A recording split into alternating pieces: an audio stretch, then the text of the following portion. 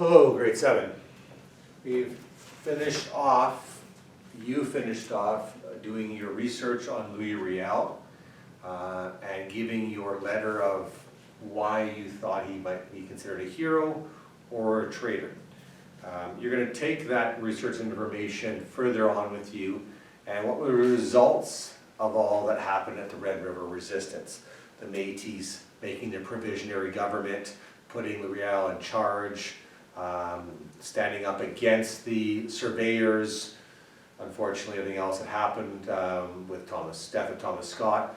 But now the government of Canada realized they better make some negotiation with the Métis. Unfortunately, they should have done that ahead of time before the resistance, but now they're doing it after.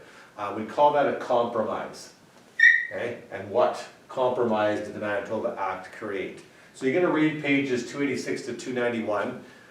There's going to be a Google Doc that has a couple links if you want to look at those. And then it's got some positive and negatives of this Manitoba Act for the Métis, First Nation, and for the Government of Canada. Those boxes are on page 287. So basically I want you to read them and kind of see, was it a compromise? Meaning, did both sides get something? Did one get more than the other? For example, First Nations rights to land, Métis rights to land were given. But on the other side, it didn't say any particular tract of land. It just says, yeah, we'll acknowledge your right to land. But what land? Where? The land they used to live on? The land that Canada's not using to build a railroad? The land that the English settlers from Ontario moving there want? Like, what is it? Not specific.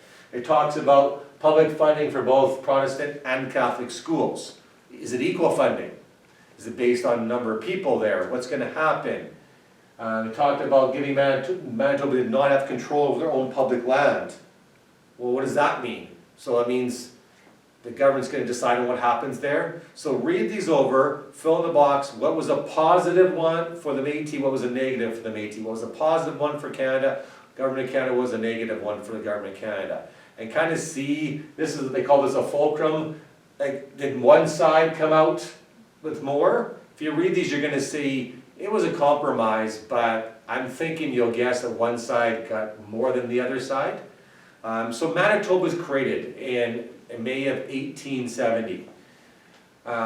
It's the 5th province of Canada, but it's not Manitoba like we think today. It's just a little tiny little province in the Red River. The rest of Manitoba, which we know today, is still at this time owned by Canada. It's Rupert's Land, Northwest Territory land. It's not like today's province of Manitoba. It's just a small little area of the Red River. And Canada had to do this to stop the fighting, stop the rebellions, and be able to now build a railroad through. So read those pages 286 through 291, do the assignment. There's some letters of, again, positive, negative opinions about what happened here. That's on page 290 and 291.